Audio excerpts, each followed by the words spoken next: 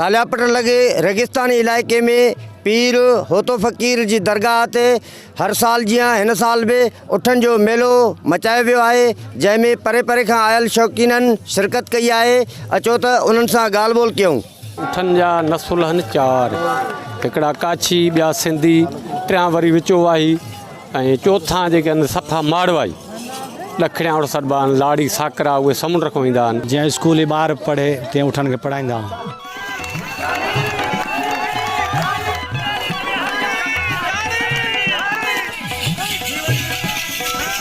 हिनखे 20-25 साल थी विया आहिनि, हीउ मेलो लोगे थो पियो। हीउ अमुन अमान जो मेलो आहे, जंहिंमें उठ घोड़ा घुमंदा आहिनि, मलमलाकड़ो बि थींदो आहे। हिन में सभिनी क़ौमनि जो तावन। गेम कराईंदा आहियूं, हिकिड़ो सलाम कंदो आहे अची हुतां, उहे अॼु आहिनि असां सां। हिकिड़ो सलाम कंदो आहे हुतां अची, कंधु हेठि करे, गोॾा ऊंधा करे, वरी बैठक कंदो आहे त हेठि पीछो हेठि करे, गोॾा मथे करे, कंधु मथे करे वेंदो आहे। वरी वेहंदो, अॻु मथे करे, पीछो हेठि करे, उहो साइकिल हलाईंदो, हिकिड़ी जंग हणंदो, वरी ॿी हणंदो, माना पीछे ते वज़न हूंदुसि, अॻु मथे हूंदुसि, कंधु मथे, हिकिड़ी जंग अॻी हणंदो, वरी जीअं पैंडल साइकिल हलाइबी आहे, ईअं पैंडल साइकिल हरकार उहो वरी इहो करतब कंदो। उहो बि आहे असां हिकिड़ो आहे मूंसां। ऐं वरी ड्रम ते चढ़ंदो, ड्रम ते चारे पेरे मथे चढ़ी ईंदो, ड्रम खुतल हूंदो, उन ते बि चढ़ी ईंदो, उहो बि असां सां उठनि महिल आहे।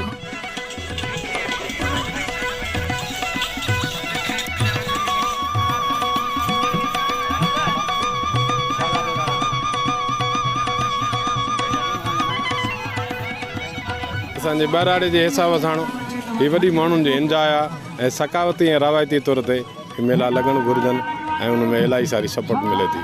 हिन मेले खे इलाही टाइम थियो आहे। हिन मेले में सहूलियत गवर्नमेंट जो को बि तावान कोन्हे, रस्ते जी सहूलियत कोन्हे, न पाणी जी सहूलियत आहे, तमामु तकलीफ़ आहे हिन रस्ते मेले में। हिन में न शर्त आहे न का ग़लति ॻाल्हि आहे, हिन में सिंध जी सखावत आहे।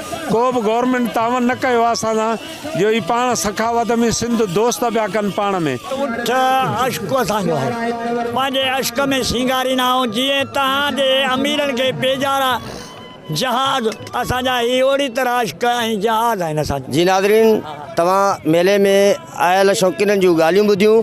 हिननि जो चवणु आहे त हर साल पीर होतो फ़कीर ते असां पंहिंजे ख़र्च ते मेलो मचाईंदा आहियूं, जंहिंमें असां सां गवर्नमेंट जो कोई सहकार न आहे।